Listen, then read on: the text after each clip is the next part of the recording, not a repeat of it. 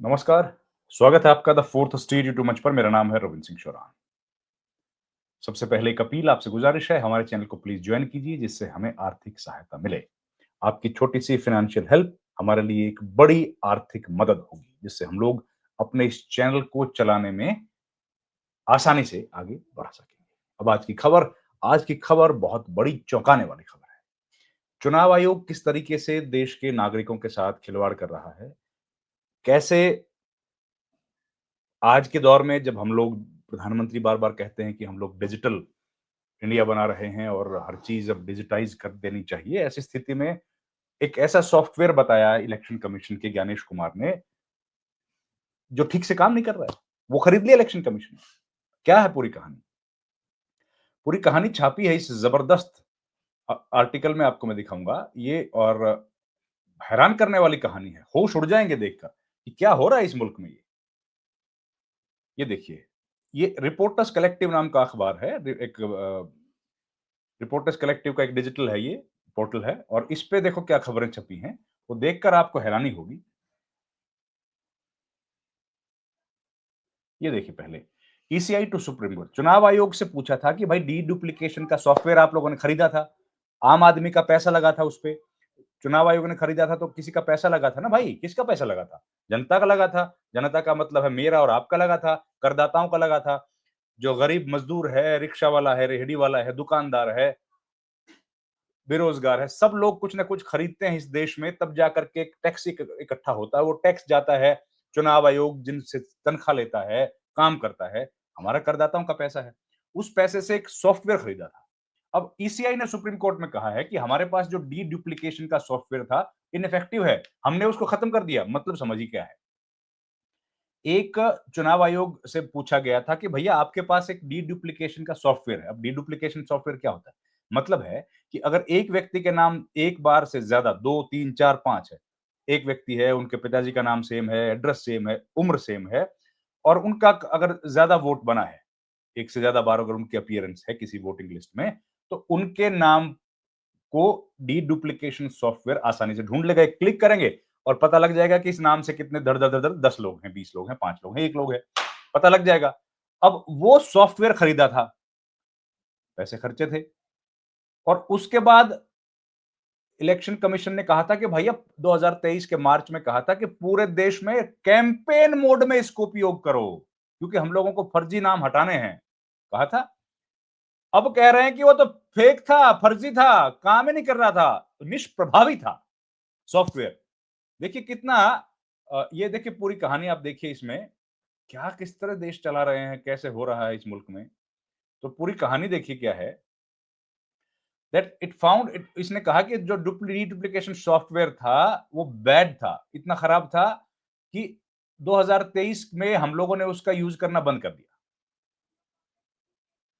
और इसलिए हमने इसको एसआईआर की जो प्रक्रिया जून ये जो चली थी बिहार के लिए, उसमें उपयोग नहीं किया।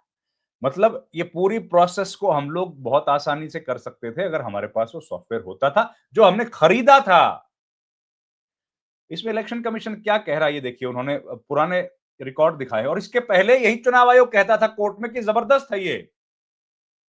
ईसीआई ने क्या कहा, rubbishing its own software in the Supreme Court stands in stark contrast to the vote of confidence the Commission gave to its software in 2023। 2023 में यही चुनाव आयोग कह रहा था कि हमारा सॉफ्टवेयर तो गजब है, इसी सुप्रीम कोर्ट में कह रहा था, अब आज कह रहा है कि वो तो खराब है। बताइए। और उसी टाइम इसने अपने जितने भी एम्प्लॉइज हैं या जो इसमें काम करने वाले लोग हैं उनको कहा था कि कैंपेन मोड में 100% वोटर लिस्ट जो है उस पर ये अप्लाई करो। और 2024 के लोकसभा चुनाव से पहले, अब ये पुराना वाला जो ऑर्डर था पहले वो दिखाता हूं, जिसमें कह रहे थे कि मार्च 2023 में कह रहे थे हमारे पास तो बड़ा सॉलिड आ गया D duplication.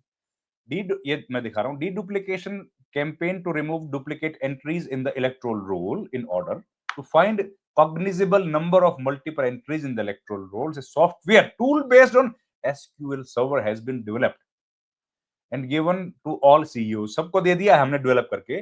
Data should be pooled for deduplication across border state boundaries and also between urban and rural areas near big cities में। हम लोग सारा डेटा पूल करेंगे deletion of probable multiple duplicate entries found by deduplication software shall be deleted. जाहिर है जो 2 3 4 बार जिनका नाम आएगा उनको डिलीट कर देंगे. And after due verification by booth level officer and by following due process of law, if the name actually happens to be doubly appearing, then the person's name should be retained only at one location where he is ordinarily residing and deleted from the other locations. ये court में बोला है भैया. और फिर target set कर दिया था. राजीव कुमार थे उस जमाने में. 100% verification of PSCs and DSCs in the electoral roll during the pre-annual summary. But on November 24, 2025, उन्होंने अपने एफिडेविट दिया है. उसमें क्या बोला है? काउंटर एफिडेविट दिया, फाइल किया है ना. उसमें कहा है सुप्रीम कोर्ट को that the deduplication software was so defective that it warranted a complete discovery. अब बताइए, एक चुनाव ज्ञानेश कुमार ने इलेक्शन का पूरा मजाक ही बना दिया है भाई. हैं? एक तरफ कह रहे हैं कि इतना जबरदस्त है, हम लोग 100% अचीव कर लेंगे 2023 में. 25 में आते-आते कह रहे हैं कि बिल्कुल ही खराब है, किसी काम का ही नहीं है. क्या करेंगे? अपनी बात को गलत बता रहे हैं इसी को सुप्रीम कोर्ट में एफिडेविट देके. फिर क्या बोला कोर्ट को? The strength and accuracy of the results were variable and large numbers of suspected DSCs, duplicate entry जो हैं, were not found to be duplicates. The said technology was last used in 2023. भाई 2023 में आपने use की थी, तो उसके बाद उसका क्या असर हुआ ये तो बताते. चलिए. Commission made these claims in response to a previous investigation, जो रिपोर्टर्स कलेक्टिव नहीं की थी. और हमको बताना पड़ेगा, रिपोर्टर्स कलेक्टिव की ये जो खबर है ये लिखी किसने है? आयुषी कार ने लिखी है. आयुषी कार को हम लोगों को नाम जरूर लेना पड़ेगा, बहादुर पत्रकार हैं और उन्होंने ये खबर लिखी है रिपोर्टर्स कलेक्टिव की. नो एविडेंस, और ये एविडेंस कोई नहीं प्रोवाइड किया गया कि भाई सॉफ्टवेयर खराब है. ईसीआई ने ये भी क्लेम किया है कि इसके जो बिहार में एसआईआर करते वक्त मेथड थे to leave it to citizens not to register twice was more reliable. अच्छा, मतलब सिटीजंस पर ही हमने छोड़ दिया कि भैया 2 बार रजिस्टर मत करो, वो ज्यादा बढ़िया है कंप्यूटर बेस्ड डिटेक्शन के मुकाबले. अब कितना ईमानदार हमारा चुनाव आयोग है देखो. Another one of our previous investigation had shown, इनका जो reporters collective, that 14.35 lakh suspect voters with 2 or more voter IDs remain on the finalized Bihar list, which the ECI had claimed to be purified. जो हमने purify कर ली ना, उसमें 14.35 lakh suspect voters आज भी हैं, जिनके पास एक से ज्यादा वोटिंग आईडी कार्ड है. Election for the Bihar legislative जो अभी हुआ है ना, उसमें 14.35 लाख आज भी सस्पेक्टेड हैं. और चुनाव आयोग कह रहा है कि भैया इससे तो प्योर लिस्ट हो ही नहीं सकती. अब क्या कहें, 2 वोटिंग लिस्ट में नाम है, 14.35 लाख लोगों का क्लेम कर रहे हैं रिपोर्टर्स कलेक्टिव, और ज्ञानेश कुमार खुद की पीठ ठोकने में लगे हुए हैं. चुनाव आयोग कुछ भी बोले जा रहा है सुप्रीम कोर्ट में.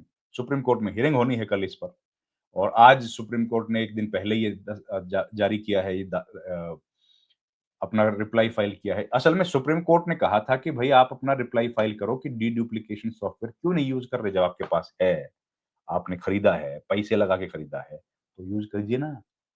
इस पर क्या कह रहा है कि हमने तो खरीदा था भैया 2023 में यूज किया, उसके बाद नहीं किया. क्यों? क्योंकि खराब हो गया, बहुत निष्प्रभावी है. लेकिन 2023 में कह रहे थे गजब है, शानदार मिल गया है, कमाल कर रहा है. वही सुप्रीम कोर्ट में कह रहे थे. अब आप बताइए, इस तरह की जब बातें सामने आएंगी और मीडिया रिपोर्ट नहीं करेगा तो हम लोग क्या करें? हम लोगों को तो करना पड़ेगा ना, हम लोग तो कर रहे हैं अपना काम. और रिपोर्टर्स कलेक्टिव ने अपने लिस्ट में बताया था कि कितने सारे लोग उनके पास हैं, कितने नाम उनके पास हैं जिनका 2-2 3-3 2-2 बार वोटिंग लिस्ट में नाम है, और 2-2 कार्ड उनके पास है, वो दिखा रहे हैं, फोटो के साथ दिखा रहे हैं. अब बताइए. चलिए भाई, ये खबर थी तो आपके सामने पेश की. कल इस पर सुनवाई है, वो भी आपके सामने लेके आएंगे. अभी इतना ही. आपसे रिक्वेस्ट है कि प्लीज़ हमारे चैनल को आप लाइक करें, शेयर करें, सब्सक्राइब करें, और एक बार फिर से अपील है कि हमारे चैनल को प्लीज़ जॉइन कीजिए, जिससे हमें आर्थिक मदद प्राप्त होगी. इस वीडियो में इतना ही. आप अगर चाहते हैं कि कोई वीडियो हम बनाएँ जो आप देखना चाहते हैं, सुनना चाहते हैं, तो प्लीज़ हमें बताइए. हम कोशिश करेंगे आपके जो आशाएँ हैं उन पर खरा उतरें. बहुत-बहुत धन्यवाद। Thank you very much. नमस्कार।